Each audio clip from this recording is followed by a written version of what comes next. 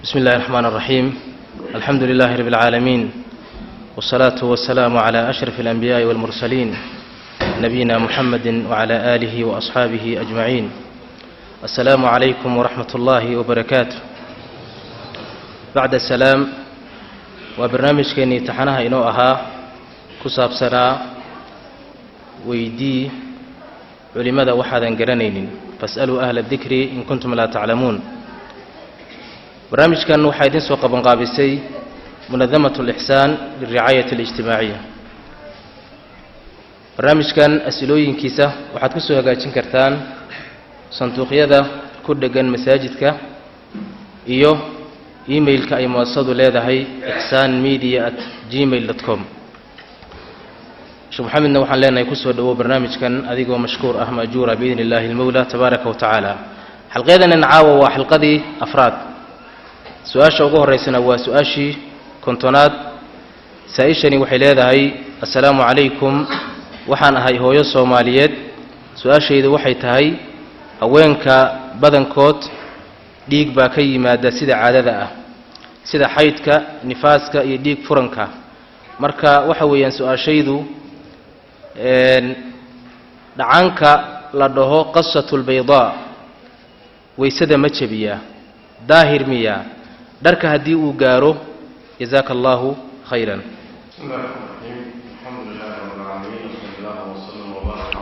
محمد وعلى آله وصحبه أجمعين. ما بعد،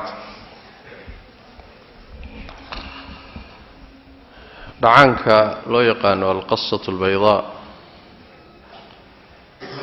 وحكي مد أما كساروري أثر لقوري أم المؤمنين عائشة رضي الله تعالى عنهما، وصوصاري الإمام مالك في الموطأ بإسناد حسن. أثر كاسي وحليه هي عائشة رضي الله تعالى عنهما أي دمرك وحي أدري تشرين كرينير أو صوف كتشره، oo markii uu dhiigu ka go'o intay xubinka taranka iyo meeshii dhiigu ka soo baxay geliyaan oo ay ka soo saaraan bay markaa u diri jireen Caaisha, ayagoo markaa weydiinaya suufka isaga ah calaamadda ka muuqatay ma tilmaamaysaa inuu dhiiggii go'ay mise ma go'in. su'aal ahaan bay macnaha u weydiinayeen Caaisha radiyallahu ta'ala anha. markaas Caaisha waxay ku tiri laa ta'jaliin hatta tarayna al-qassata al-baydaa turiidu bidhalika at-tuhra min al-hayd. markaas waxay ku dhigi jirtay hadegdegina ilaa aad aragtaan qassada cad. waxay ula jeedaa kuwitaanka caadada. أثر كاسا هرتا يقصدوا كتميد قص البيضاء. علماء فسر كذا لو معنى بويكو فسران معنى وحيد هذا قصده وحل إلى هذا ودرير عد وصيدا نورد وكلاء وصيدا عجين وكلاء ودمر كمركي عدد وكج وضي كرما تكذب صودا توكسوا بححبين كترين تاسع وحل إلى هذا القصة البيضاء.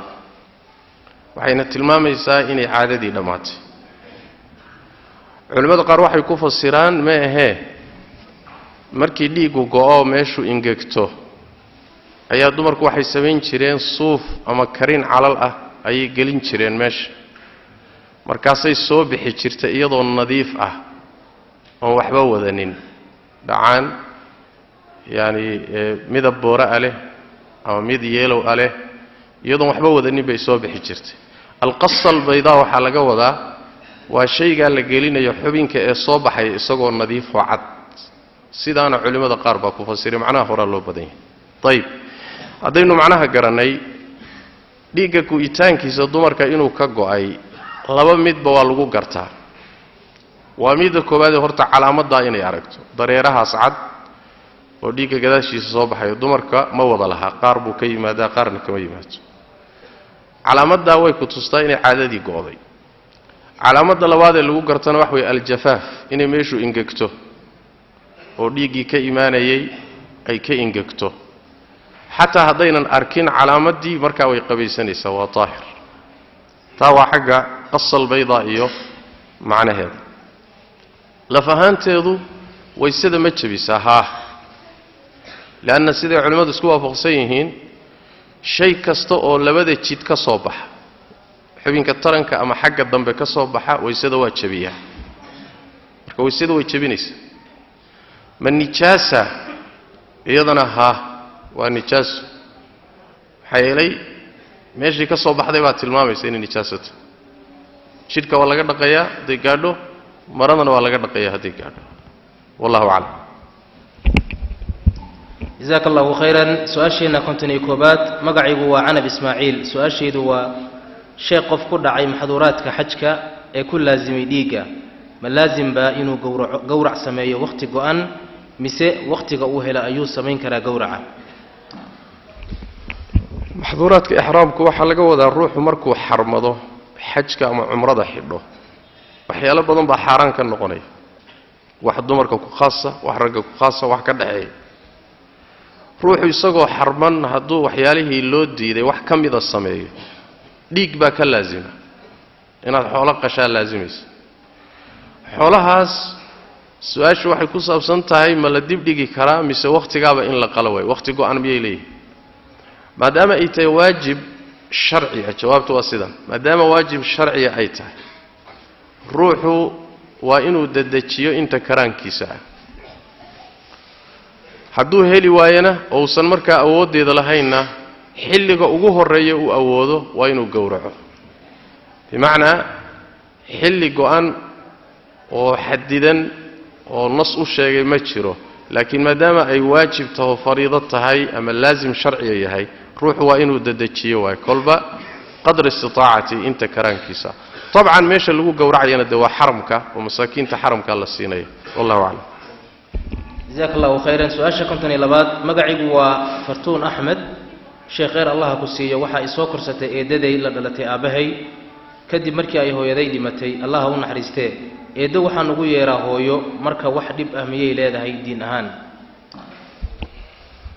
wax dhiba ma laha ixtiraam ahaan inaad ruuxaad qadarinayso ama eedada ama habaryarta inaad hooyo dhahdo ama adeerka oo kale inaad aabba tidhaahdo qur-aanka kariimka waa ku soo aroortay awowyada in aabba la yidhaahdo wakadalika adeerada in aabba la yidhaahdo qisadii ree aali ibraahim muxuu ahay nabiyullaahi ismaaciil calayhi wacalaa nabiyina asalaatu wassalaam oo adeerkood ah ilma muxuu ahay ilmo isxaaq ayay haddana aabba lagu magacaabaya marka adeerka aabba haddaad tidhaahda ama eedada ama habaryarta hooyo tidhaahdo min baab alixtiraam iyo qadarinahaad ula jeedo laakiin hooyada xuquuqdeedii shareecada iyo axkaamtii hooyanimo aan la siinaynin laa ba'as wax dhiba ma leh wallahu aclam jazaaka allahu khayran su-aasha konton iyo saddexaad magaciigu waa cabdinaasir sheekh allaha ku barakeeyo ilaahay dartiis ayaan ku jeclahay qofka su-aashu waa qofka xaaskiisa marka uu u galmoonayo biyaha bannaanka ku daadiya ama xaaskiisa daawo siiya si ayan u dhalin ama irbad ku dhufta ma la mid baa qofka ilmaha sida caadiga ah u dila ama marka uu abuurmo kadib soo tuura masaladaa mar kalena waan ka hadalno waa ka jawaabnay taqriiban ilmuhu intuusan uur gelin in uurgelidda ama inuu uurka galo laga ilaaliyo haddii markaa ayna ujeeddadu ahayn iyo waxa ruuxa ku xambaaraya risiqka carar iyo arsaaq xaggeen uga helaya laakiin ay jiraan asbaab kaloo kallifaysa wax dhiba male way bannaan tahay asalka lianno xadiidka jaabir bni cabdillaahi radia allahu tacaala canhuma waa kii ahaa kunna naczil waalqur'aanu yanzil yani waxaan samayn jirnay casliga isagoo qur-aanku degayo casligu waxa weeyaan waa ninku markuu reerkiisa u galmoodo ama addoontiisoo kale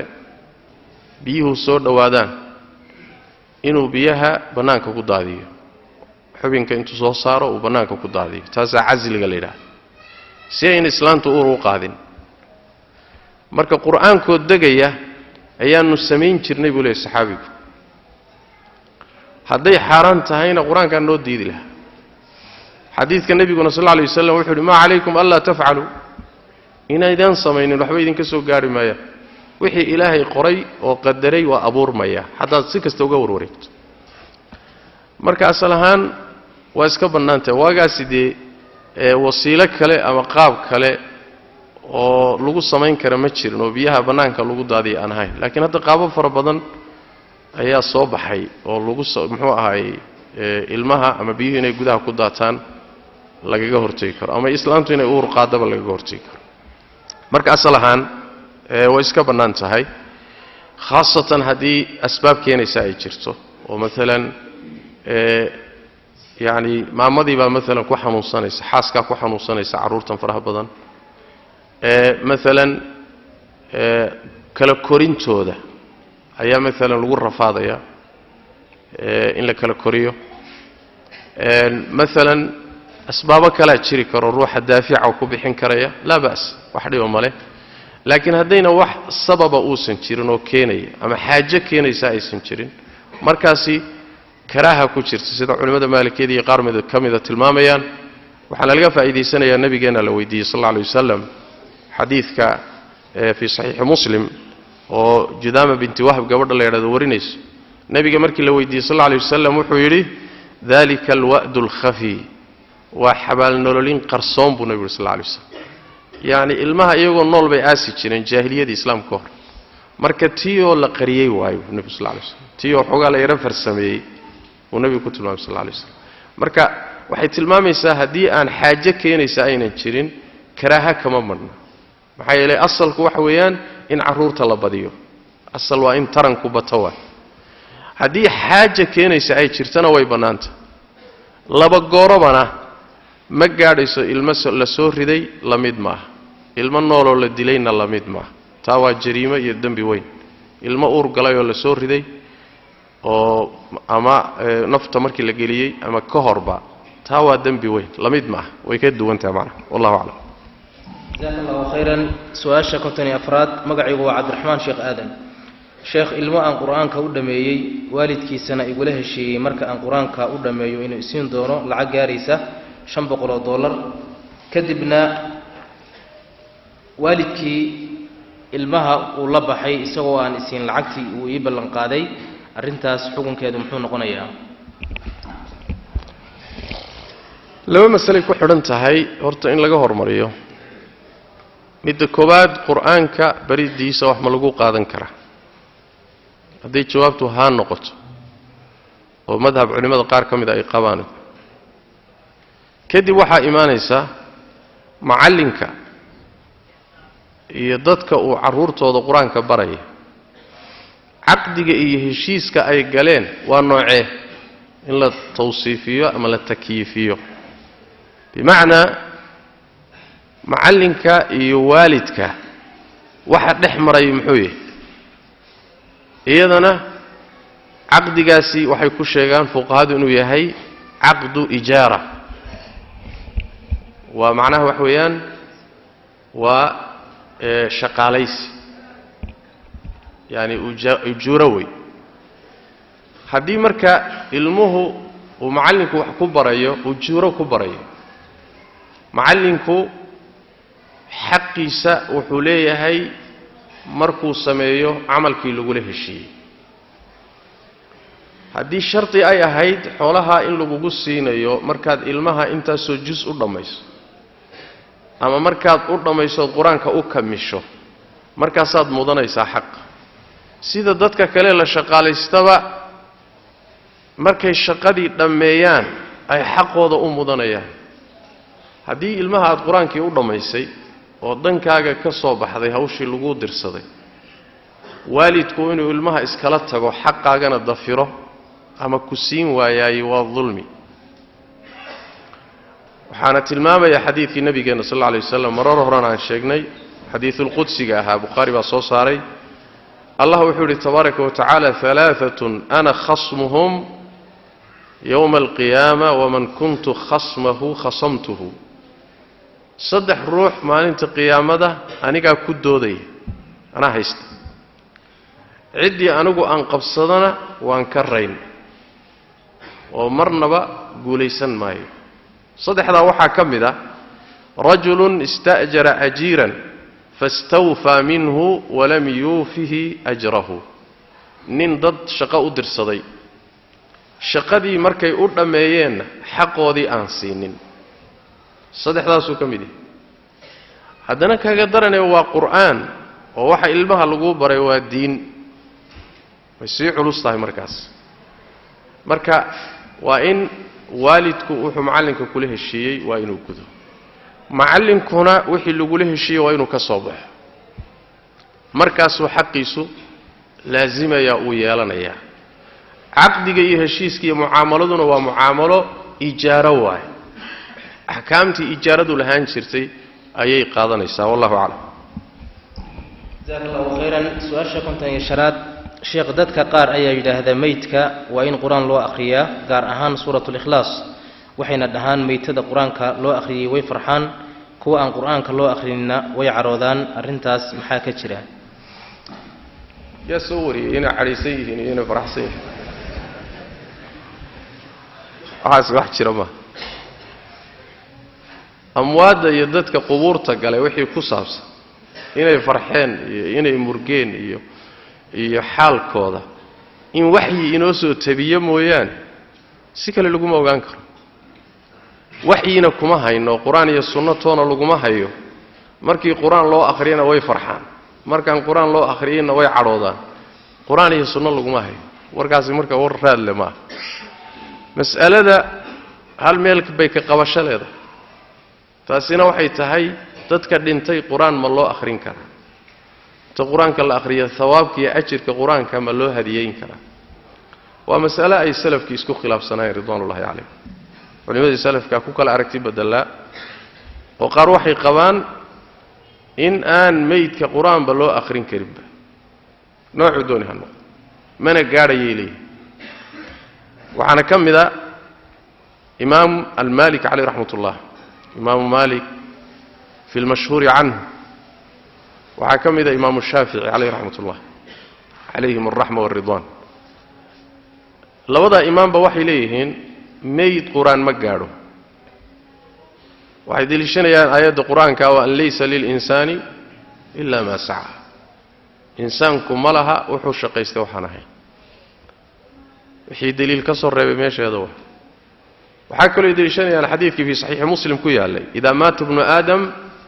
انقطع عمله إلا من ثلاث ابن آدم كمركو انت عمل كي سوا قاية إلا صدح موياه صدح ذا سوى صدقة جارية أو علم ينتفع به أو ولد صالح يدعو له صدقة كتجي أو ولي أسي سعته علمي وضدك بري ولا انتفاع سنة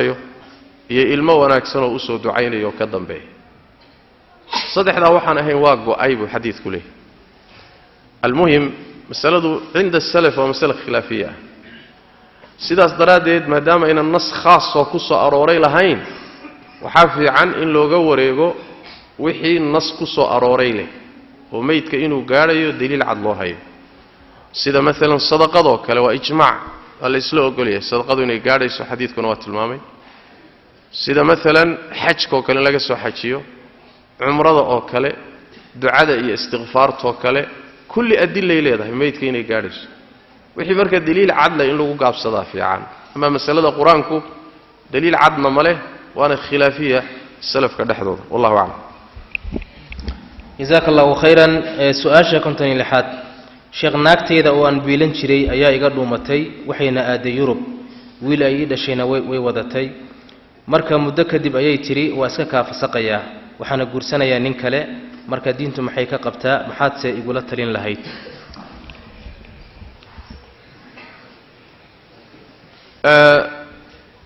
ودقن وايهن شرا الصومالي ده لحدث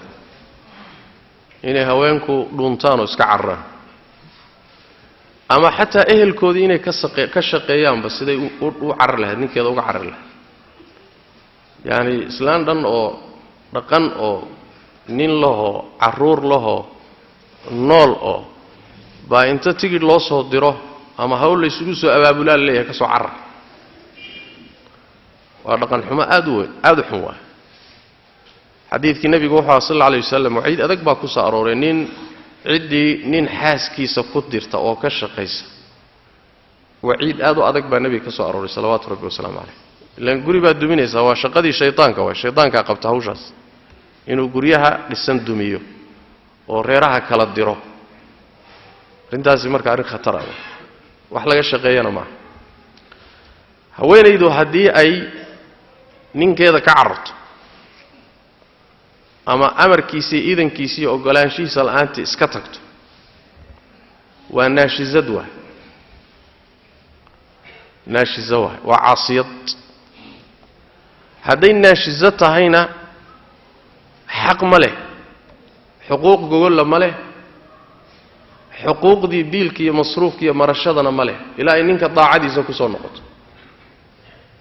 marka iyadoo dembiile ah oo baxday oo carartay ilmihiisiina la carartay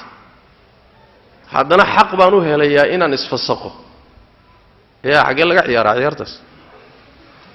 warkaasi war jira ma aha fasaqo asbaab buu leeyahy asbaab keentaa jirta fasaqa sharciga fasaqu sidiisaba nas qur'aan iyo sunno cad kuma soo aroorin laakiin waa ijtihaadkii khulafaa uraashidiin waana mar laga maarmi waayey inay awoodi soo farageliso xadhiggan goyntiisa asbaab buuna leeyahay asbaabtiisa waxaa ka mida maalan labada ruux mid ka mida inay ceeb ku soo baxdo munafir ah oo dabciga bini aadamku uusan qaban karin ninku maalan inuu haweenaydiisa ama xaaskiisa biilan kari waayo sida fuqahada qaarkood baa qaba tabarba u waayaba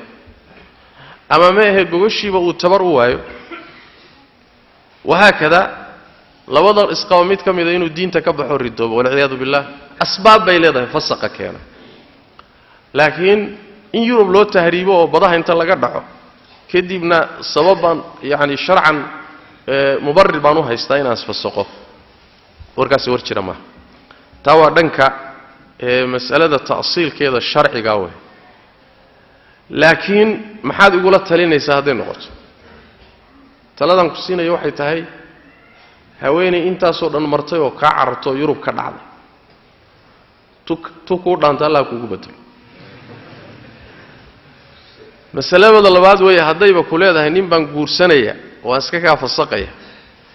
intay iyadoo xaasku oo gogoshaadii ah ay nin kale la seexan lahayd waxay kula seexataba waxaan kugula talin lahaa iska sii daa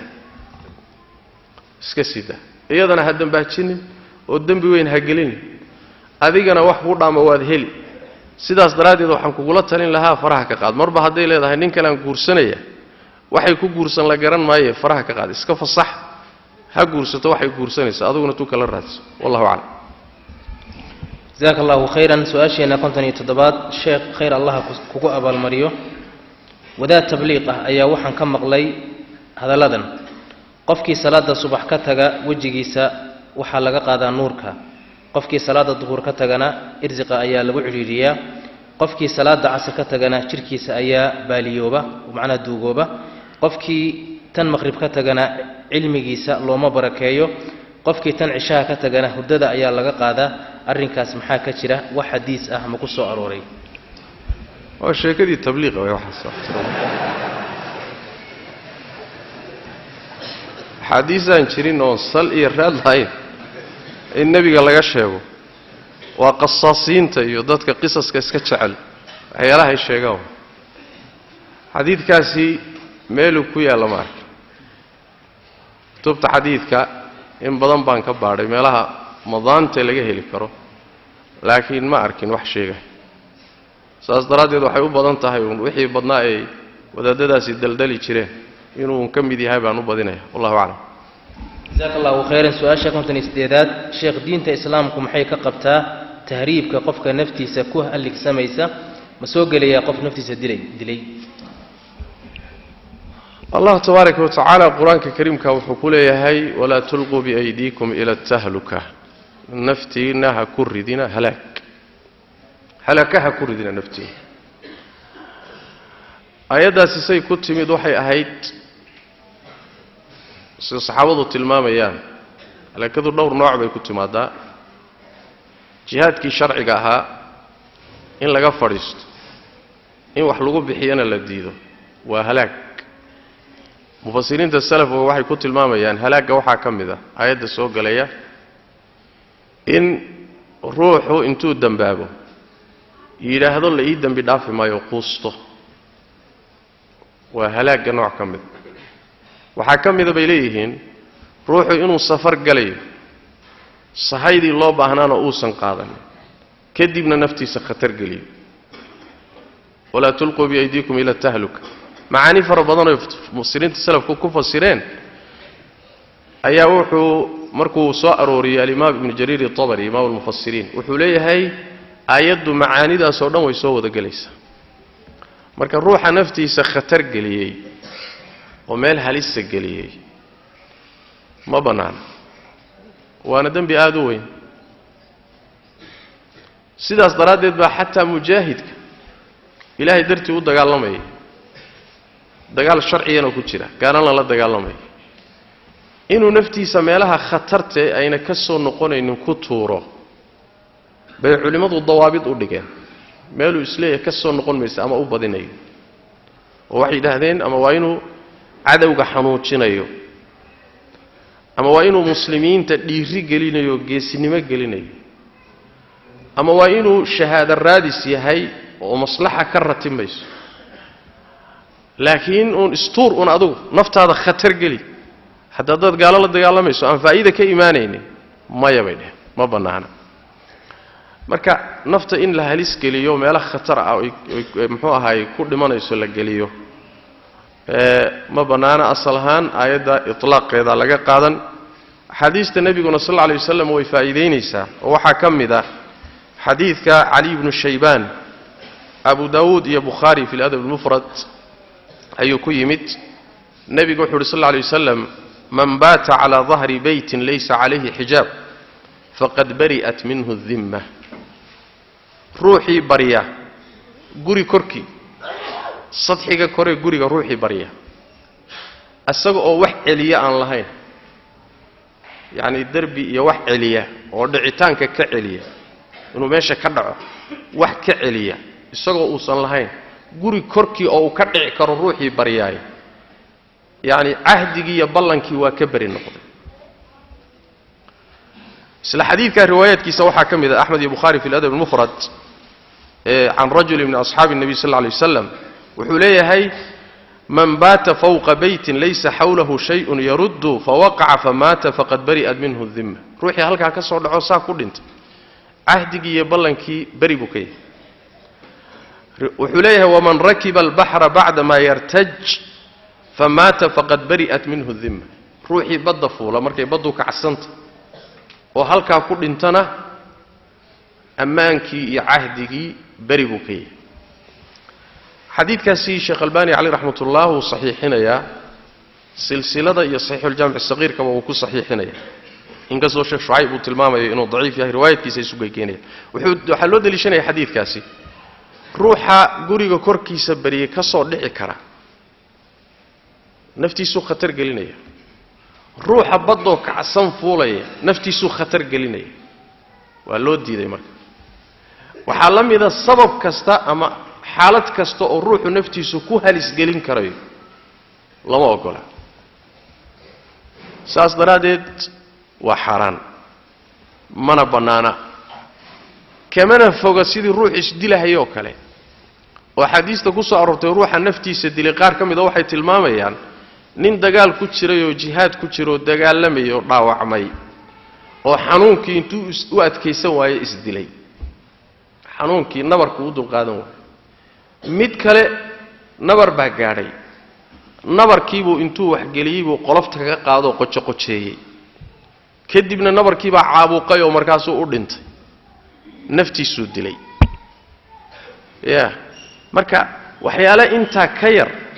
tanba ka fududba bay shareecadu ka soo qaaday ruuxu inuu naftiisa dilay wabitaali ruuxa naftiisa dilayna haddee waciid adag baa ku soo arooray tahriibku intaa wuxuu la dheeryahay nafta khatargelinteeda waxaa garab yaalla cirdigii iyo sharafkii oo iyadana la khatar gelinayo oo dumarka jidka marayahay boqolkiiba 90 waxay ku talagalayaan ayna u badan tahay in la kufsan bal waxa la ii sheegayba waana jirtaa marka ay tagayaan bay gabdhuhu xataa isbikaara jabiyaan waxay ku talagashay in la fuuli doono oo si diyaar garowba waaba loo si diyaar garoobay marka cirdigii iyo sharafkii baa loo baabi'inaya maxaa loo socdaa xagga marka la tago been baa la akhrin doona kaba daranba ya marka xagga la tago meeshii loo socday la tago ninkin ilaahay nabadgeeyaba oo fakadaba ya hadhow muxuu akhrin doonaa been buu akhrinaa been buu meeshii ku deg iyo khiyaano hadhow intaasoo dhan marka laga gudbo maxaa loo socdaa marka waxaa loo socdaa hilib weydaho buur korkeeda saaran aan la fuuli karin islaamihii 10 ahaa xadiidka bukhaari ku yiri mid walba ka sheekeynaysa ninkeeda mid baa cajab badnayd oo waxay tiri ninkaygu wuxuu la mid yahay hilib weyd ah oo buur korkeeda saaran buurtana fuulideedu ma sahlana bay tiri yani wax weeyaan markaad fuusho ood dhibaatooto ood kadeedanto ood rafaado ood meeshaad u socotay tagto mise waxa ka horeeyay waaba hilil weydaho aan fuud iyo maraq iyo nacfi midna lahayn intaasoo kadeeda marka la maro meesha la tagay nafciga yaala markaad aragtana waa dullinimo afaadka iyo gaalnimada taalle zaa'idka ana iska badaa waxaasoo dhan marka la isu geeyo tahriibku waa xaraan fi shariicati muhammad sallallahu alayhi wasallam ma banaana ninkii ku dhintana asagoo caasi ah oo ilaahay caasiyay buu dhintay safarkiisuna waa safaru isyaan waa safaru taama safar mubaaxana ma wallahu a'lam جزاك الله خيرا سؤال شكرا نسجالات ولا الله إحسان ميديا خير الله يدين سياسة وناكسن أدقوا أديكتان دعوة ما أنت وحن ربينا شيخ ويديو سؤالها سو صعدا شيخ وأبهي وحكدنتي قري يحوجها هنتئة والعقة مركي ودنتي وحال شوقي ويلكي وغيرا ولا عليهن استجانا آسي أبه وحنا كل دردار من العقة إيه وراقها قري جب وكوريتيو متكمدة ولا عليهن وأبه وأدقوا كالصونا wuxuu aabe wiilkii kula dardaarmay inuu wax ka cuni karo kaliya lacagtaas hadii ay baahay u qabato hadaba sheekhu wiilkii lacagtii dhaxalka ahayd wuu wada qaatay isagoon wiilkii lagala dardaarmay uusan ku wareejin markii la weydiiyayna wuxuu ku jawaabay waan u baahanahay hadaba sheekhu lacagtaasi dhaxalka oo 8 qof oo walaala ah ka wada dhaxayso oo wiilka qaatay maxay diinta iyo shariicada ka qabtaa bismillaahir rahmaanir rahiim waa deyn wiilka lagu leeyahay xoolaha uu qaatay waa deyn waa inuu gudo xoolaha la dhaxlo waay ama hadii uu qiil ka dhiganayo duqa yiri hadaad u baahato iyo waxaad uga baahato warka laftiisaan saxsanaynba laana nabigeena wuxuu sallallahu alayhi wasallam inna allaha qad a'ta kulli dhi haqqin haqqah fala wasiyata liwarith ilaahi cidi xaq lahayd xaqeeda waasiye halka xoolaha waa la qaybiyay nin walbana xaqiisa ilaahay baa u qoondeeyay mar haday sidaas tahay cid dhaxalka wax ku leh dardaaran maleebu nabiga sallallahu alayhi wasallam waxba looma dardaarmo dardaaranka uu meydku intuu ruuxu dhimanin uu dardaarmi karo oo xoriisa 3 meelood meel ah wuxuu u dardaarmi karaa dad aan dhaxalka wax ku lahayn oo kaliya laakiin dadka dhaxalka wax ku leh dardaaranka ma galaan hadduu dardaaranka geliyana waa baatil ilaa inay dadka dhaxalka kule ogolaadaan oo iyagu idmaan mooyee saas daraadeed duqa warkiisii ahaa haddii aad wax uga baahato wax jira maaha xoolahan waxay ahayd inuu xifdiyo ciddii lagala dardaarmay ku soo wareejiyo kadibna shariicadu dhaxal siiso loo qaybiyo hadduu cunayna xaq darru ku cunay waana lagu leeyahay waa in laga helo كدبنا الله قيب صدوه والله أعلم جزاك الله خيرا سؤال اللحظنات سلام كبعد مقعي وأبشر وحان ربائنا ويديو الشيخ سؤاشا وحان هي قف بارا ليسأه وقارك الدنبه عن شقينين على شنقارك الدنبه أي درينك كمقن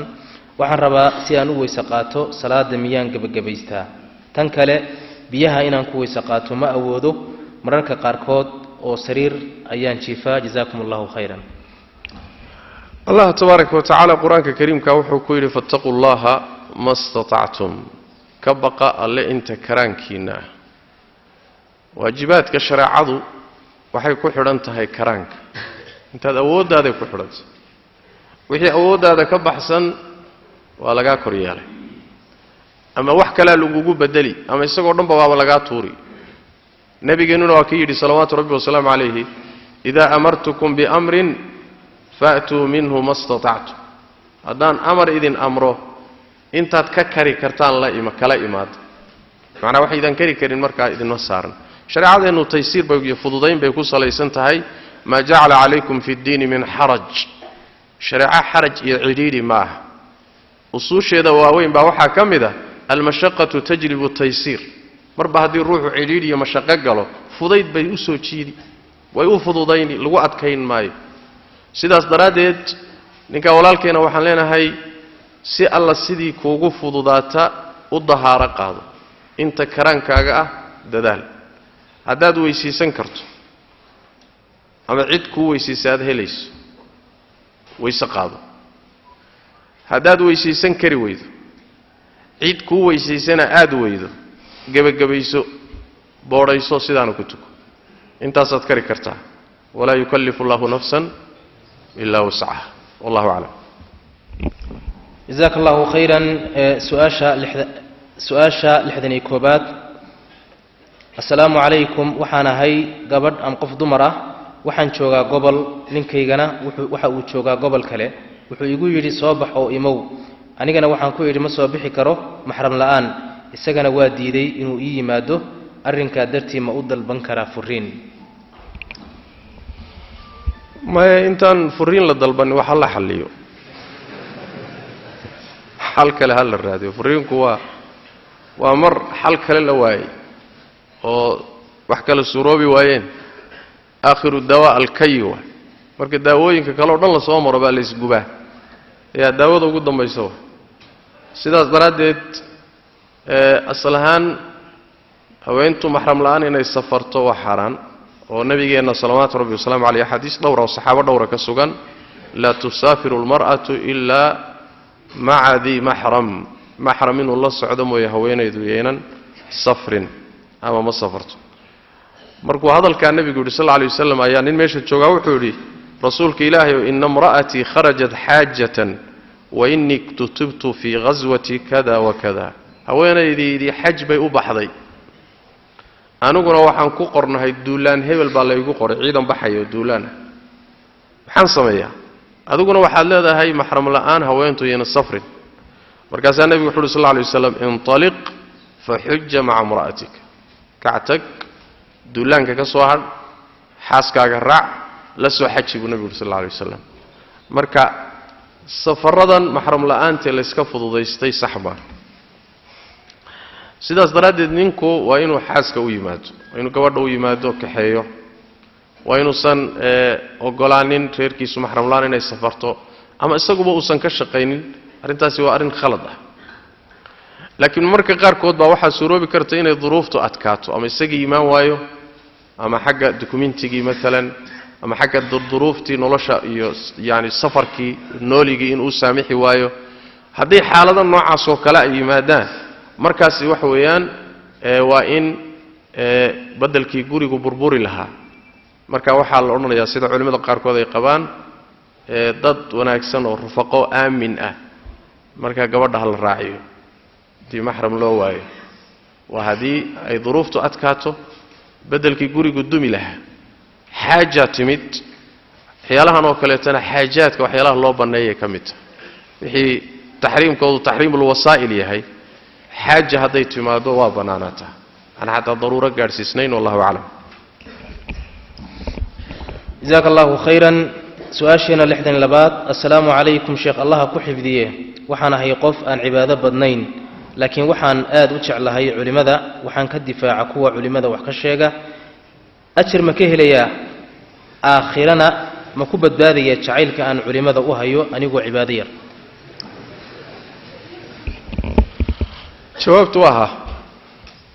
jawaabtu waa haa nabigeenna sal lla alay wasalam xadiidka abu muusa alashcari ayaa nabiga la weydiiyey sal alay wasalam alrajulu yuxibu alqawma walama yalxaq bihim rasuulka ilaahay oo nin baa dad jecel mana gaadhi karo cibaadadoodii iyo camalkoodii iyo taacadooda ma gaadhi karo laakiin wuu jecel yahay ka warran baa leeyahy nebigu wuxu uhi sal alay wasalam almar'u maca man axab ruuxu wuxuu la meel yahay maalinta qiyaamada dadka uu jecel yahay xadiidkaasi waxaa soo saaray bukhaari xadiidka anas ibnu malik baa isagana jira nin acraabi ah baa nebiga sal alay wasalam u yimid markaasuu yidhi yaa rasuula allah mata saaca qiyaamadu waa goorma ya goormay qiyaamadu dhacaysa ma berri ma saadam ma sanad kadib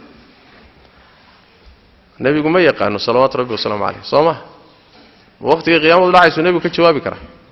kama jawaabi karo walaa jibriil baan ka jawaabi karin nebigu su-aashiisii su-aal buu kaga jawaabay wuxuu ku yidhi maa acdadta laha oo maxaad u diyaarsatay ya ilan waa waqtigaa lama dhihi karee maxaad u diyaarsatoo kuu diyaarsan baa lagu yidhi markaasaa wuxuu yidhi maa acdadtu laha min kaiiri salaatin walaa sawmin walaa sadaqa walaakinii uxibu allaha warasuulah rasuul ilaahayow uma diyaarsanin salaad badan iyo soom badan iyo sadaqo badan uma diyaarsanin wax qumanoo ii diyaara ma jiro laakiin ilaahay rasuulkiisaan jeclahay buu yidhi intaasaan hayaa markaasaa nebigu wuxu uhi sal lla lay wasalam anta maca man axbabta dadka aad jeceshahay baad la meel tahay buu nebigu sal lla lay wasalam marka dadka saalixiinta iyo khayrka iyo ducaadda iyo culimmada iyo ahlu sunnaha iyo tawxiidka iyo dadkaa haddaad jeceshahay camalkaagu haba ka gaabiye iyagaad la meel tahay ninkii munaafiqiinta jecelna iyagu la meel yahay ninkii gaalada jecelna iyagu la meel yahay soo ma ya nin walba shimbirba shimbirkiisa raac waay nin walba meeshiisuu maraya sidaas daraaddeed haddaad intaa ka badiso dadka ahlalxaqa iyo culimmada iyo ducaadda aad difaacdana way ka sii siyaadsanta wallahu aclam xadiiskaa dambe bukhaari muslim waa soo saaray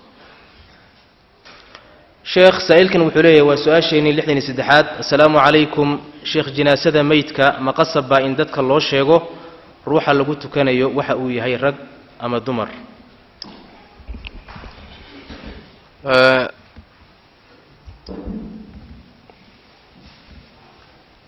in dadka la yidhaahdo janaasadu waa rag ama waa dumar waa sunnatu lxaramayn oo hadda labada xaram madiine iyo maka ayaa laga isticmaalaa waxaan u malaynayaa xaaja keentay oo meydka marka lagu tukanayo loo ducaynayo marar badan baa waxaad u baahanaysaa meydka cidda lagu tukanayo waa noocee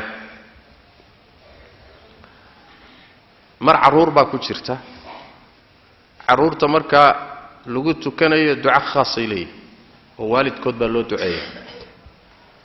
saas daraaddeed ruuxa ku tukanaya inuu og yahay inay carruur yihiin si uu ducadoodii ula yimaado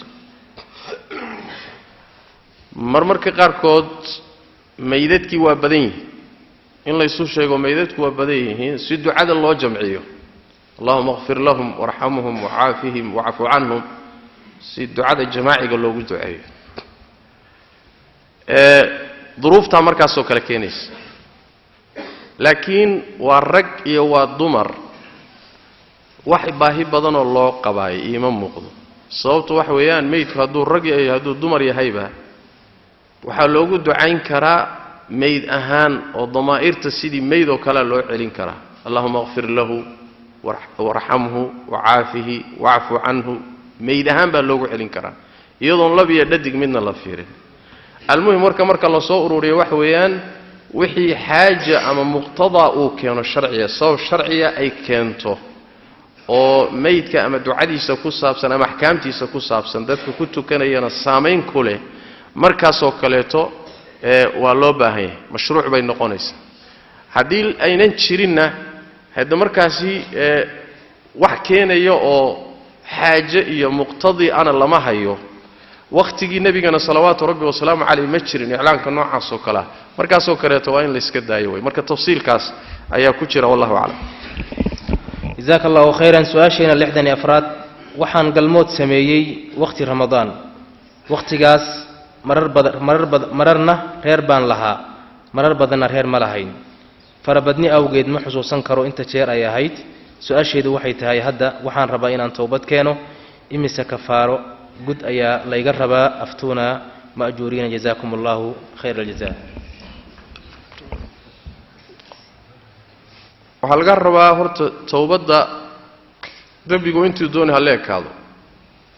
ruuxa hadduu si dhaba u toobad keeno ilaahay dunuubta waa dhaafaa in allaha yakfiru dunuuba jamiican markii laga soo laabto wuxuusan dhaafin ma jiro allah tabaaraka wa tacaala waxaa lagaga baahan yahay towbad dhab ah oo shuruudeedii wadata inaad la timaaddo waxaa kaloo lagaga baahan yahay oo labaad maalmihii aad jabisay in aad dib u qallayso intii aad xusuusato waxaa kaloo lagaga baahan yahay inta goor eed xusuusato inaad soon ku jabisay galmo inta goor eed xusuusato kafaaradeediina waa lagaa rabaa mid walba 2 bilood oo isku xiga haddaad kari weydana bedelkeedii ayaad markaa qaadanaysaa macnaha waxaa u horraysa qoor xoraynteed waxaa ku xigta 2 bilood oo soonkooda isku xiga waxaa ku xigta 60 miskiin quudintood marka intaad dib u fikirto maskaxdaada ka shaqaysiiso inaad xusuusan karto isku daydo intaad xusuusato kafaaradeedii waa lagaa rabaa intii aad soon jabisay maalmahaad jabisayna qallahoodii waa lagaa rabaa towbadna waa lagaa rabaa intaa waxaa ka soo hadho iyadana lagaaga baahan yahay wixii hadda ka dambeeya inaad hagaagto oo aad weliba badsato soonka sunnaha ah si berri haddaad ilaahay hor tagto xisaabta soonka waajibka ah hadday wax ka qasmaan ka khaldamaan ama wax iska dhimaan casaa walacalla inuu ilaahay soonka sunnaha kugu buuxiyaa dhici karta marka soonka sunnahana badso fitankana ka fogow mar labaad si aadan meeshii ugu loobanin yacni waxa weeyaan seeraha iyo beerta agagaarkeeda ka durug wallahu aclam jazaaka allahu khayran su-aasheena 65aad assalaamu calaykum sheekh xirfadda saxaafadda ma ku shaqaysan karaa diintase maxay ka qabtaa saxaafadda middeeda muxuu ahaay la akhriyo iyo midda mushaahadkee la daawado iyo midda la dhagaysto dhammaanteed waa wasiilo waa shay wax loo isticmaalo waxaad u isticmaalayso xukunkeedu noqonaya sidaas daraaddeed baa culimmadu waxay yidhaahdeen yajri calayha alaxkaamu alkhams aw yajri fiiha alaxkaamu alkhams shanta axkaamta ee diinta baa ku dureerayso mar waajib inay noqotaa laga yaaba marna waxaa laga yaabaa inay mustaxab iyo sunno noqoto mar waxaa laga yaabaa inay mubaax iska bannaan noqoto mar waxaa laga yaabaa makruuh laga fiican yahay inuu noqdo marna xaaraan bay noqotaa maxay saa u kala noqonaysaa calashaani iclaamkan aad isticmaalayso iyo saxaafada qaabkaad u gudanayso iyo waxaad u isticmaalaysaa baa xukunku qaadanaya mar jihaad bayba noqotaaba oo markaad xaq ku garab istaagayso ama qoraalkaaga ama hadalkaaga ama warkaaga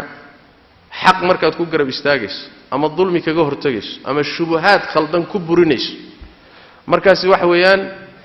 waman jaahada bilisaanihi fahuwa mu'min waa jihaadka carabka way markaas jihaadka qalinka jihaadka carabka waa nooc jihaadka ka mid markaad dacwo ku gudanayso khayr ku garab istaagay khayr ku faafinayso wahaakada marna saxaafadu waxay noqotaa iska mustaxab oo waa markuu ruuxu kasab ku raadsanayo risiq biil buu ka raadsanaya mabda'ba ma xambaarsanaba ninkani fikirna ma faafiyo wax qaldanna kuma faafiyo wax saxsanna kuma faafiyo laakiin waxyaalaha iska mubaaxaad u faafiya xoogaa biilkiisana meesha waa ka raadsadaa way iska bannaanta laakiin bisharti waa inuusan wax shareecada khilaafsan uusan samayn maxaan ka wadnaa haddii uu waxyaala khaldan maalan xaqaa'iqda hadduu ka been sheegoo kale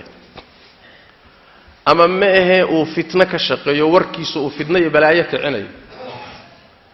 ama ma ahee wax shareecada ku khaldan buuba tabinaya ama ma ahee daalim gardaran buu ku garab istaagahayaa warka oo iyo saxaafada oo kii laga gardarnaabuu ka hiilinaya ama ma aha waxa dhici karta midaan ammaan mudnayn oo ardaal abu iska amaanaya saxaabada soo arki meeshay ka gasho waday la gasho sax ma ha ku khabiitho aad u liita buu amaanta ka badinaya maantana iska amaanaya علشان waxoogaa baa ka galay marka saxaafadu waxay ku xidhantahay qaabka aad u isticmaasho marna waxay noqotaa amal sare oo ummad iyo diin iyo akhlaaq u adeegayo wanaag marna waxay noqotaa shay khabiith oo liita oo saaxibkeeda naar iyo cadaab geeya dambi weyn ka soo gaaro ayay noqotaa marna mubaax iska banaan bay noqotaa mar mustahab bay noqotaa kolba sida u isticmaasho laakiin mid baraarujinta mudan baa waxay tahay saxafiga muslimka ah waa inuu yahay nin risaalo xambaarsan saxafi iska qaawan oo mabda' la'aan ah oo caqiido la'aan ah oo iska iimaan la'aan ah oo meeshay la martaba mara kaasi wax qiimo ma leh saxaafaduna sideeda waxay u shaqeysaa afkaar iyo barnaamij bay u shaqeysaa wax iska shaqeynaya ma jiro xataa gaaladan aad arkaysaan ee muxuu ahaay waa xor oo waa madax bannaan nahayo nazaahada ka hadlaya afkaar waxa loo shaqeynayaa mabaadii baa loo shaqeynaya adiga marka hal la rooraan run mooday kii muslimka miskiinka hal la rooraan run mooday ma waa inaad aqeedadaada iyo mabda'aaga iyo akhlaaqdaada ilaaliso talabaad wax la yiraahdo xasaana uu leeyahay ma jiro ninka la yiraahdo saxafigu waa muslimka caadiga oo kale saxafigu dambiga uu galayo waa ruux muslim oo dambi galay khaladka uu galayo waa ruux muslim oo khalad galay oo kale ma jirto wax la yiraahdo waa saxafiyo isagu waa ilaashan yahayo xasaan uu leeyahay waa looma dhawaado lama taabto warkaasi war jira marka saxaafadu waa min dilaba afle waa qaabkii loo isticmaalo hadaad shar ku goosatana way ku goyn hadaad khayr ku goosatana way ku goynaysaa xukunkeeduna halkaas u maray wallahu a'lam جزاك الله خيرا سؤال لحدنا اللحاد السلام عليكم صلاة الضحى لو يقان قرمي بلابتها صلاة الضحى لو يقانو waxay bilaabataa marka ay qorraxdu soo baxdo wax yarna ay kor soo yarkacdo oo xadiidkii Amr ibn Absa ama Abas ayaa wuxuu ku yimid nabiga sallallahu alayhi wasallam waqtiyada markuu ka hadlayay salaadaha aan la ogolayn in la tukado salaada subax marka tukato salaado dhan iska daa ilaa qorraxdu soo baxdo maxaa ku xiga markay soo baxdana wuxuu nabigu ku xujiyay sallallahu alayhi wasallam fa idar tafa'ad qid rumhin fasalli markay dhalato korna u soo yara kacdo oo waran qiyaastii kor u soo kacdo marka waran qiyaastii wuxuu leeyahay culimadu waxay leeyihiin isha laga wadaa markaad fiiriso oo qiyaasta malaha wallahi qiyaas hal waran qadarkii way soo kacday sheekh ibn Uthaymeen wuxuu leeyahay waa hal mitir oo kale waa yey kor u soo yara kacday markaad isdhaahdo markaas aad tukan kartaa culimada sunnada sida sheekh ibn Baaz sheekh ibn Uthaymeen iyo culimada sunnadu waxay leeyihiin qiyaastaasi waxa lagu qiyaasaa shuruuqa markay qorraxdu soo baxdo 10 daqiiqo kadib إلى 20 دقيقة 20 دقيقة 10 دقيقة أوير وأنا قرحنا الشروق إذا صوبحيد إذا سكته إلى 10 دقيقة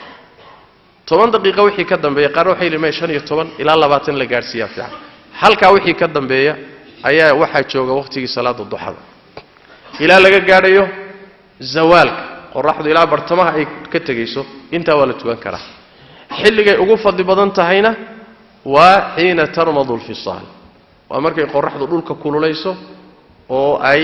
ilaaga gubiyoodo oo muxuu ahay nirgaha iyo qurbaxyada yaryarkiiya markay ay yaani lugta markay dhulka saaran ay ku caga gubiyoonayaan xilliga qorraxdu kululaato ayaa ugu fadli badan in la tukado wallahu a'lam جزاك الله خيرا سائلك سؤال لحدين تدبات سائلكني wuxuu leeyahay السلام عليكم magacaygu waa Abshir Ahmed oo ku nool wadamada galbeedka waxaan ay wiil dhalinyaro ah waan idin salaamaya idinka iyo sheekha salaan kadib sheekha waxaan weydiinay su'aashan waan jim gareeyaa jimka waa jirdhiska waa jim gareeyaa jimkana music ayaa ka daaran aniga se teleefankayga ayaa quraan ka daarta oo aan ka dhageystaa anigoo diidan inaan heesahaasi dhageysto oo meesha ka daaran aniga se awood uma leeyahay inaan heesahaasi damiyo marka sheekha inaan weydiiyo ayaan rabaa ma dambiba ayaa iga soo gaaraya quraanka aan meeshaasi ku dhageysanayo anigoo jim gareynaya teeda kale ma dhageysan karaa quraanka anigoo jim gareynaya barakallahu fiik quraanka waxa kala gedisan muusiga inaadan dhageysan iyo meeshuu ka daaran yahay inaad tagto meeshuu ka daaran yahay inaad tagto joogtaaba khalada Allah quraan kariimka wuxuu ku yiri markuu cibaadu raxmaan sifaynay walladina la yashhaduna az-zur ya baadilka iyo zuurka iyo xumaanta meesha lagu hayo ma tagaan aayadii kalena waa kii rabbi tabaaraka wa taala waqad nazzala alaykum fil kitabi an idha sami'tum ayati llahi yukfaru biha wa yustahza'u biha fala taq'udu ma'ahum hatta yaqudu fi hadithin ghayri meesha fariisigeedii joogideeda waa qalad sidaas daradeed hadaa jim garaynayso ama jirka dhisanayso meel kale raas hadaad quraanka dhagaha gashato oo aad isagii iska xidho muusigii iyo wixii daarnaa ayadan ishkaalkay leedahay waxay tahay meesha joogideedina waa khalad mas'ala labaadna way jirtaayo quraanka aad dhagaha gashatay adoo jiimka ciyaaraya ma quraanad macnihiisa dhuuxayso oo qalbigaagu u soo jeedaa ya ma ja'ala Allahu lirajulin min qalbayni fi jawfihi qalbigaagu laba qalbi maleed qalbigaaguna wuxuu ku mashquulsan yahay hawshanaad ku jirto Soomaa haduu qalbigaagu ku mashquulsan yahay qalbi kale oo quraanka ku dhageysto ma haysid marka quraankii waa iska daaran yahay dhagahana waa iska ka jira waadna iska boodboodaysa ya sax ma quraanka maxaa la yiri wa idha quri'a al-qur'anu fastami'u lahu wa ansitu dhageysta leey dhageysta kaliya ma u dhag raariciya Soomaa Allah tabaaraka wa ta'ala qolu wuxuu ku eedeeyay quraanka waxay dhageysanayaan ayagoo qalbigoodu ka mashquulsan yahay Soomaa ma yaatihim min dhikri min rabbihim muhdathin illa istama'uhu wa hum yal'abun quraanka waxay dhageysanayaan ayagoo ciyaaraya maxaa ka dambeeya laahiyatan qulubuhum qulubtooduna ay mashquulsantahay marka lama rabo quraanka hadaba daarayso dhageysanayso waa inaad u soo jeedood u diyaarsanta laakiin ciyaaro kale aan ku jiraayo dhagahan buu isee ka jiray waa iska daarnaanaya maya oo bil munaasaba waxa la mid ah quraanka laga daarayo suuqyada inkastoo waayahan dambe ay yaraatay hadana suuqyadan quraanka laga daarayo sax ma laana wax weeyaa u diyaarsan oo dhageysanay laqwi iyo buuq iyo qaylo iyo qajajac iyo kuwa kale waxa lagu garab daarayaa sawaaxili qayli haye iyo Soomaali qayli hayaysiin iyo qajajac quraanka ka daaya sida Allahu a'lam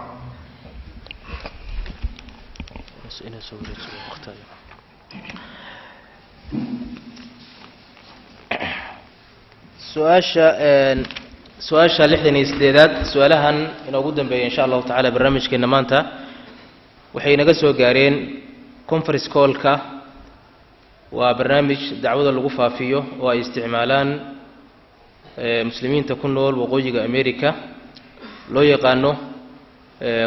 qolalkan yaani muxuu ahaay conference-ka 1-on-4 saailkan wuxuu leeyahay sheekhow waxa jirta maamo aan ehelnahay waa maamo waayeel ah waxayna ka diiwaan gashan tahay laba wadan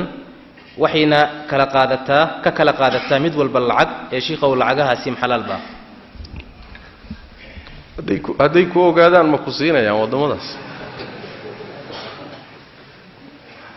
haday labaduba ku og yihiin oo xaggan inaad ka qorantahay xagganna ka qorantahay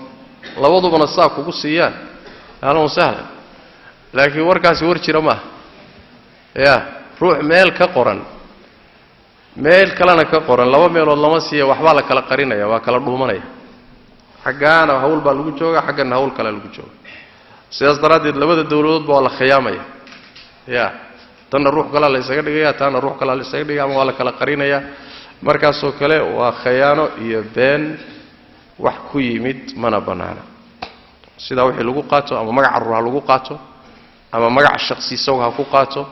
beenta iyo khiyaanada iyo laqdabada wixii ku yimaado shariicadeenu ma ogol laana gaalna been iyo khiyaano looma sheego muslimna looma sheego inna allaha la yuhibbu al-kha'inin wa khiyaano wallahu a'lam jazakallahu khairan su'aasha 69aad assalaamu alaykum sheekhow ninka maalin walba diinta caaya islaamka ma ka baxay hadii uu naaqabana naagtiisa sida ma uga furmaysaa maalin kasta inuu caayo iska daayay hal mar hadduu caayay diinta waa ka baxay hal mar hadduu diinta caayay ama allah caayay ama rasuulka caayay ama malaa'igta caayay diinta waa ka baxay hadduuba fahansan yahay wuxuu ku hadlayo qur-aanka kariimkaana ilahay masaladaa ku tilmaamay walain sa'altahum layaqulunna inama kunna nakhuudu wanalcab qul abillaahi وآياته ورسوله كنتم تستهزئون لا تعتذروا قد كفرتم بعد إيمانكم ورما الله يا آياته سي رسول كيسات كوتشيسيسان أحبها عذر دارنين أواد قالوا ذين بالغير إيمان كذب مؤمنين مركز هيدين كذب دين تواد كبحدين ما عادكو قالوا ذين إلهي يود كوتشيسيسان رسول كيسات كوتشيسيسان آيات كيود كوتشيسيسان ودينتي ruux hadduu diinta cayo diinta waa ka baxaya waana mas'alo culimada islaamku ay isku waafaqsan yihiin laba isla diidana ma jirto ijmaac weey sababtu wax weeyaan ayadoo ficil ahaan gaalnimo ah ba haddana waxay tilmaamaysaa ruux markuu diinta caayayo nacay baa la socda alla markuu caayayo nacay baa la socda ixtiraamkii iyo qadarintii ay mudnaayeen buusan u haynin intaasaana gaalnimo ku filan qur-aanka kariimka alla wuxuu yidhi والذين كفروا فتعسا لهم وأضل أعمالهم حلو عليه ذلك بأنهم كرهوا ما أنزل الله فأحبط أعمالهم وحي إلهي سود تشيبي كحدين مركز إلهي عمل كودي بابيه هو بيه وقالوا مركا أرين لغو كفتما معه أرين لغو عيارنا معه وقال لي ما بنان كتالوه هدو الروح كل عنا markaaba diintu ka baxaya hadduu diinta ka baxana waxa loola dhaqmayaa sidii ahkaamtii murtadiinta dadka diinta ka baxay ahkaamtooda la siinay oo muxuu ahaay gabadh muslimada ma qabi karo qubuurta muslimiinta lagu aasi maayo salaatul janaaza lagu tukan maayo gaalada la ilxaaqinaya wallahu a'lam jazakallahu khairan su'aashina toddobaatanaad culimadu waxay sheegeen in islaanta uu ku dhacay dhiiga istixaadada inay salaad kasta u weysa qaadanayso su-aashu waxay tahay marmar iskaalshaha ma masixi karaa iskaalshaha masixidiisu waa mas'ala khilaafiya khufkii nusuusta ku soo aroortay la mid ma yahay mise ma ah waxaa si xoog badan in uu la mid yahay oo la masixi karo xadiis culimada qaarkood ay sugayaan sixadiisa si la isku haysto xadiis al-Mughira ayuu nabigu sallallahu alayhi wasallam wuxuu yiri Mughira wuxuu leeyahay nabigu waa weysaystay waa masaxa ala al-jawrabayn labada jawrab nabigu waa masaxay sallallahu alayhi wasallam xadiiska waxa xoojinaya aathar badan oo saxaabada ka sugan inay jawrabka masixi jireen jawrabka noocyadiisana waxa kamida mid mara ka samaysan ama ka samaysan muxuu ahaayay ka samaysan suuf ka samaysan ama qutni ka samaysan cudbiga wuxuu u qaybsamaa mid adag iyo mid يعني jilicsan ayuu u qaybsamaa marka jawrabka isagoo la kala qaadin saxaabo badan bay ka sugan tahay inay masixi jireen waxa kamida oo uu ka sugan yahay Abu Mas'ud al-Badri wuxuu ka sugan yahay Al-Bara ibn Azib wuxuu ka sugan yahay Al-Khalifatu ar-Rashid Ali ibn Abi Talib radiyallahu ta'ala anhu wuxuu ka sugan yahay Abu Umamah al-Bahili saxaabo badan buu ka sugan yahay al-mas'u ala al-jawrab saas daradeed ba al-Imam Ibn Qudamah alayhi rahmatullah wuxuu yiri الصحابة مسحوا على الجوارب ولم يظهر لهم مخالف في عصرهم فكان إجماعا صحابة جورب ومسيحي جرين وقت قودين عيد خلافتين لما هي سيدا سينا إجماع كو هيد مركز جورب كوالا مسيحي كرا أما هل يداد خف كيبو لمدي أما هل يداد خف كاللوغا قياس قادا والا مسيحي كرا لكن مركز الله مسيحي وين الروح حدي isagoo waysaqab kaamila waa inuu ku xidhay hadii marka haweenayda istixaadada ee dhig furanka qabta ayadoo taahira haday xidhato oo intay weysiisato taahara qaadato ay khufka xidhato hadhow markay u baahato bedelkay siibi lahayd ma lugaha dhaqi lahayd waa masixi karta bal ayadaaba cid kasta ka mudano waxa badan baahideeda badan laana say jumhuurtu qabaan salaad walba huwaystaa leeyahay marka iyada baahideeda ka badan dadka kale baahidiisa والله أعلم جزاك الله خيرا سؤاشا تضباطني يكوبات السلام عليكم شيخو shukaansiga xad ma leeyahay hadduu leeyahay ilaa iyo meeqabil ama sanad ayaan gabar shukaansi la wadi karaa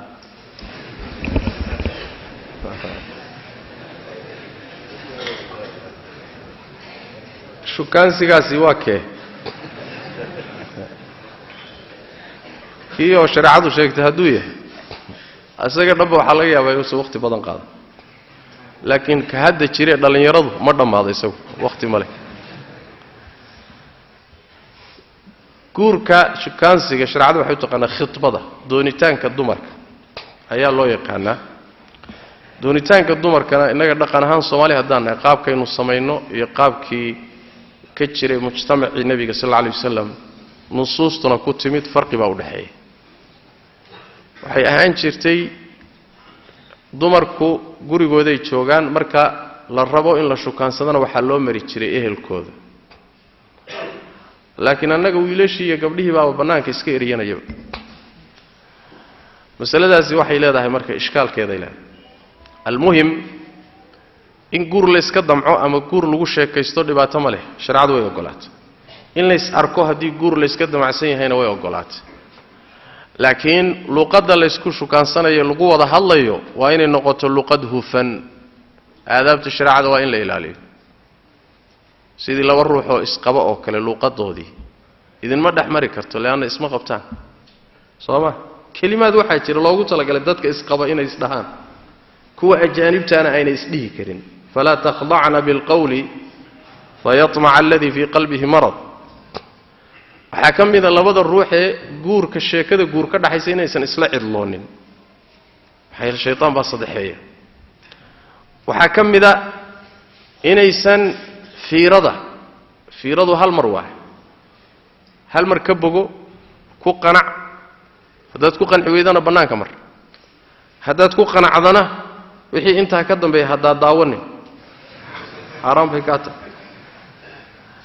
mas'ale kaleeto weeyaane sheekadan dheer ee iska daba joogga ahee abbaayiya aboowada ah ayadana aafadayday leedoo fitnay irid u tahay fitna albaabkeed waay dhalinyaro fara badanna inay isku qasmaan oo akhiiran ay isfasaadiyaan inta badan wasitaasa wasiilo oo waayahan loo helay ee muxuu ahaayay teknolojiyada loo helay internet iyo aafooyin loo helay iyo waxuna ilaa xaalkooda ogay marka waxa kamida midalan ballanqaadkan beenbeenta in la iska daayo sheekh ballan bay siisay inay guursato ballan baan siiyay inaan guursado oo ma idinka go'aanka iska leh markaad ballanta is siinaysaa ya guurku uu ka go'a ya guurku wali buu ka go'a gabadha la guursanayo go'aanka guurka kaligeed ma lehe wali baa la leh markay ku leedahay sheekh muxuu ahaay diyaar baan ahay ballan baan ka qaaday 2 sano kadib waxbarashada markaan dhameynaan is guursanayna sheekh way iga baxday maxaan sameeyaa waa ka dambeysay sooma marka waxyaalahaas oo dhan waa qaababka khaldan oo shariicada khilaafsan oo saxsanayn gabadhii hadii aad sheeko guurida dhaxmarto wax dawaabidii sharciga laha noqoto waqti kooban hadii aad kala qaracdaan kala taga haddaad israbtaan oo isguursanaysaana wax soo afjar ma noqdo oo looga gudbo stage-kii ku xigayo feerkii in laga doono gabadhiyo la isguursado laakiin afkaan iska qabaynaa meherna ma jiro warkaasi waa war dhalinyaro mana soconay wax shariicada khilaafsan wallahu a'lam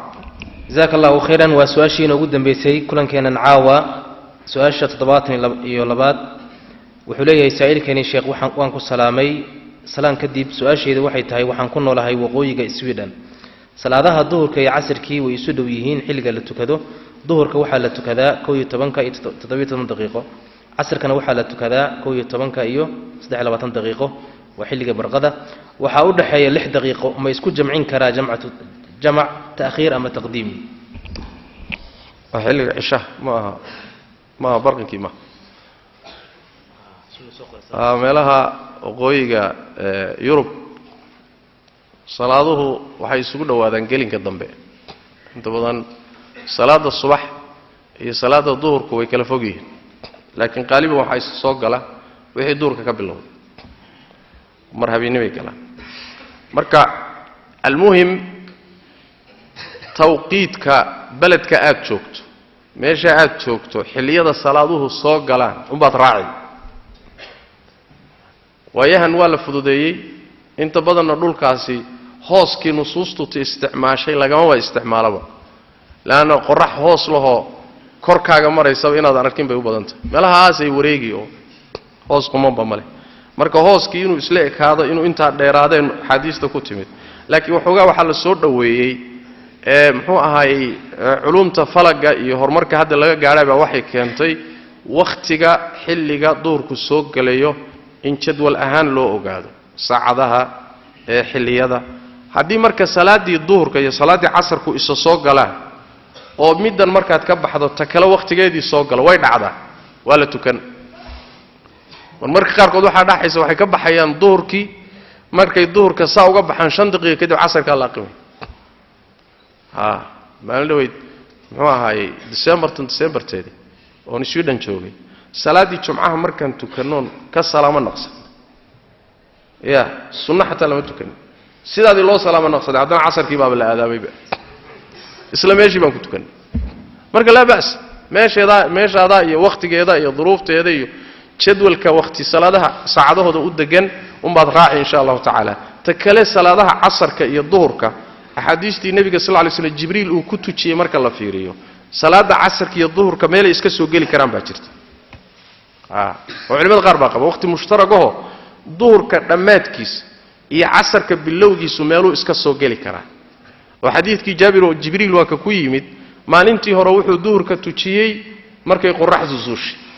maalintii dambana wuxuu tujiyay markii shay walba iyo hooskiisu isla ekaadeen casarka maalintii hore wuxuu tujiyay shay walba iyo hooskiisu markay isla ekaadeen maalintii hore xilligii uu duhurku dhamaanayay ee uu ka dhigay inuu dhamaaday ayuu casarkiina ka dhigay inuu bilowday marka meelahaas oo kale fuqaada qaar baa qabe inay isu imaan karaan waqtiyadii baa dhici karaysa duruufta khaaska deegaamadaasina gooni bay leedahay wallahu a'lam wa sallallahu wasallam wa baraka ala nabiyina muhammad sallallahu alayhi wasallam hal qadiyad ban baraarujinay intaana ka bixin walaw jalsadu dheeraatay halka qodob waxa weeye waxa la ii sheegay inay jiraan niman qolo fanaaniin oo iswato wiilal iyo gabdha oo iclaamaad magaalada ka wada oo xaflad ka qabanaya meelaha maxaa la yiraahdaa bangani maxay dhahay bangani hool wax soo kala oo muxuu ahay magaalada ku qaybinay marka waxaan dhihi lahaa dadkaas hal iska jiro iyo meeshaas yaan la tagin waxaasi waa meel ilaahay lagu caasinayo heesa iyo music iyo qashin iyo dumar qaawan iyo waa wixii shariica diiday kaaga daranay haddana lacag bay ka qaadanayaan bilaash ma